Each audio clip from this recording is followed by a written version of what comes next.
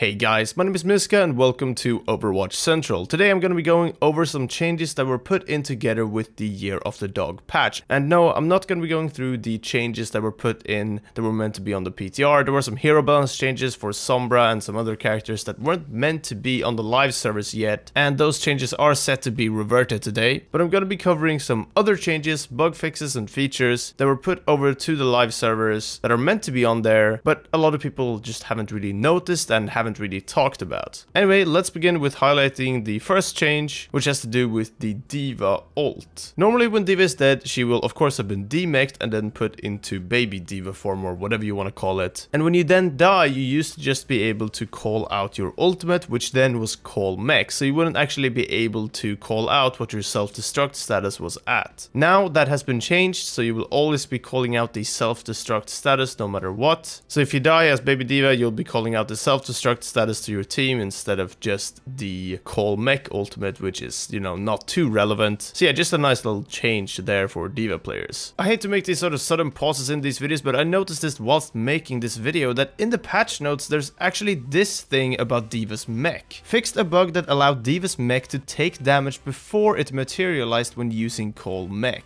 This is actually pretty big, as this was like the #1 way to kind of deal with D.Va's calling mech again. You would just pummel loads of damage into them before the mech was kind of like there, and by doing that the mech would just be broken again by the time it actually came back. Apparently this is a bug. We've been doing some testing of the actual grace period of this, the sort of invulnerability period I guess you could call it, but this is pretty big, as D.Vas now have a higher chance of actually getting away when they call mech, as they can't take damage for that bit of time there. I randomly found this when making this video. I do feel like this is kind of a buff though, and kind of a big deal, at least more than just a bug fix really. We'll see what sort of impact this actually has. It's kind of hard to tell because we can't actually compare it to the previous version of the game. But yeah, I just wanted to let you guys know, as this hasn't really been talked about at all, and I feel like maybe people haven't just gone through the patch notes properly yet. I clearly hadn't before this video at least. On top of that, objective markers now have an opacity setting, so you can actually change the sort of transparency of them. This is really nice, and something that has kind of annoyed me for the past few weeks of competitive play. There are just some sightlines that will actually have the objective marker in the way of it. So now you can reduce the opacity of them, so you can actually see through them. I think I'm playing at 25% opacity. I feel like 50 is still just a little bit too high, but yeah, you can play with that as you wish. I think it's a great feature, something that people have been asking for a long time. And yeah, just super useful. I